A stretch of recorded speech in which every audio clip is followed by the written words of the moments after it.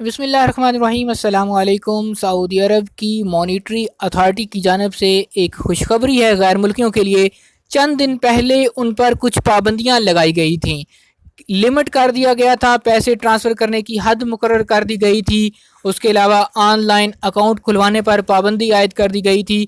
तो इन पाबंदियों को उठा दिया गया है। आइए आपको इस हवाले से डिटेल के साथ आगाह करते हैं। सऊदी अरब के सेंट्रल बैंक ने बैंकों के अकाउंट होल्डर्स की यौमिया तरसील ज़र की इंतहाई हद बहाल कर दी।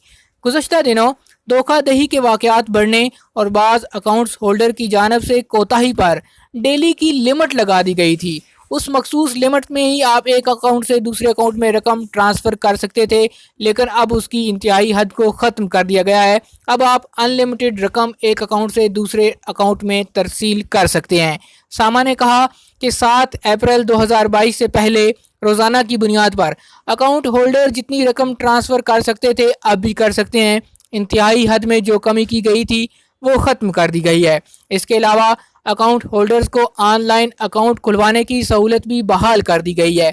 इस पर 12 अप्रैल 2022 से अमल दरामद का आगाज़ हो चुका है। हमने अकाउंट होल्डर्स को धोखेबाजों से होशियार रहने के लिए ये तमाम इक़दामात किए थे, लेकिन इस चीज़ की हिदायत की है कि वो अब भी धोखेबाजों से आगाह रहें। किसी भी सूरत में किसी भी शख्स को अपना बैंक अकाउंट नंबर, अपना मोबाइल नंबर, अपना कार्ड नंबर या फिर अपना पिन का सीक्रेट कोड जो होता है कार्ड का, वो किसी को भी ना बताएं।